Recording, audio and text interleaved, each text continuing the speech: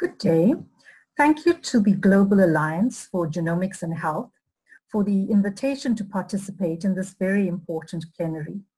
I'm Keymanthri Moodley, Professor and Director of the Center for Medical Ethics and Law at Stellenbosch University in South Africa. Using Laura Paglioni's wonderful address as a point of departure, I'm going to discuss the importance of building trust as a prerequisite for global data sharing. The coronavirus pandemic has reminded us of the resounding importance of sharing data, especially genomic data, to improve global health. However, the viral outbreak was not the only pandemic we've experienced over the past 6 years.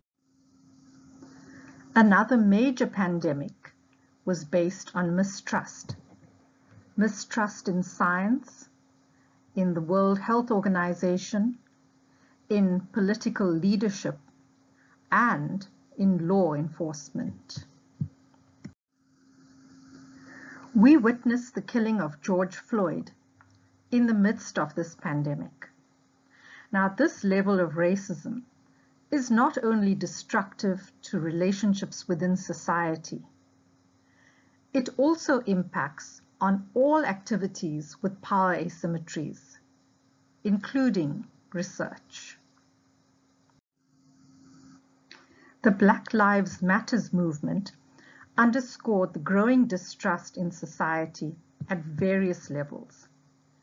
None of this is new to Africa. The continent has battled decades of colonialism, racism, and exploitation. Of course, it does not help that Africa has unparalleled genetic diversity, making it a treasure trove for genetics and genomics research. The continent has seen all forms of safari research, including digital safari research. In the era of big data, the threat of data leaving the continent digitally is growing. At the same time, genomics and genetics research must reflect diversity.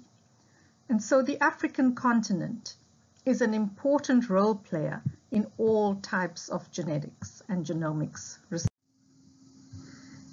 In 2013-2014, during the Ebola outbreak, approximately 50,000 samples left West Africa without consent or regional authorization. Concerns about exploitation of the continent started to resurface, and these concerns were reflected in empirical research conducted in South Africa around the same time. There were renewed calls to build trust within research. At around the same time, in 2013, a South African research site shared data and samples with a US researcher as part of a legitimate research collaboration. The samples and data were sent to the United States for research purposes only. The samples were then transferred to the Wellcome Sanger Institute in the United Kingdom for genome analysis for the same research project. Researchers were all still proceeding as per the protocol at this point, with informed consent and an export permit in place for sending samples out of South Africa, both to Stanford University and to Sanger in the United Kingdom. Now, research participants were told that the samples would be used for research into population history and human evolution, but they did not consent to widespread data sharing for the purpose of commercialization by research institutes abroad. Yet, after a whistleblowing incident by Sanger-based researchers, there were allegations of commercialization. Both Sanger and Thermo Fisher denied that there was a breach of contract, infringement of intellectual property rights, or commercialization of the genetic data. What was most disturbing is that the data from Sanger was then shared with an H3 Africa researcher at another university in South Africa in the absence of a data transfer agreement. And this data was allegedly used in the development of the H3 Africa chip with another private organization, Illumina. Now, this level of commercialization using data from Stellenbosch University without a DTA has raised questions around the authenticity of H3 Africa as an important role player in genomics research on the continent. The issue of commercialization of data and samples has highlighted a lacuna in consent processes, in DTAs and MTAs.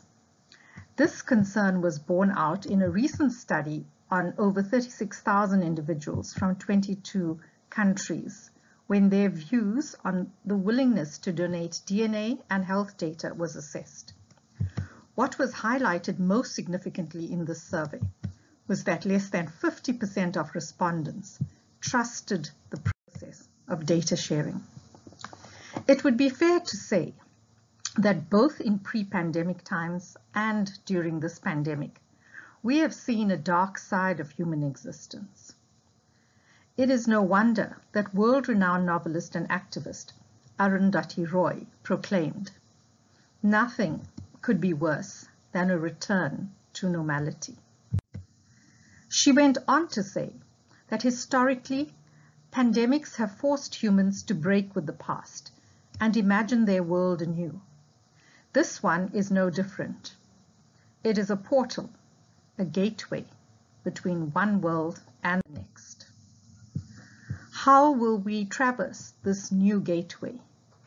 How do we undo decades of exploitation and mistrust? And how will we recalibrate for life in a reimagined post-COVID world? On the 18th of July this year, on the occasion of the birthday celebration of Nelson Mandela, the Secretary General of the United Nations, Antonio Guterres, spoke of the tragic disconnect between self-interest and common interest. Self-interest, you will agree, lies at the heart of the desire to exploit. As researchers working in the global arena, we need to find ways to work collaboratively for mutual benefit. In Africa, a spirit of communal well-being is highly valued. Interdependence is an important underlying concept in African moral frameworks. This is also important in public health ethics. The pandemic has taught us that other principles matter when we conduct research in the midst of a public health emergency. Solidarity, sharing, and social justice take precedence over individualism and self-interest. Some of these principles are also the hallmark of African philosophical thought. In Africa, we know that community is inclusive of all life forms, animals, the land, flora, even the elements. The success of life is found in the ability to maintain a healthy relationship with all. We also know that the community is understood as more than just the visible community and includes ancestors as well as those not yet born. And this leads us to intergenerational justice.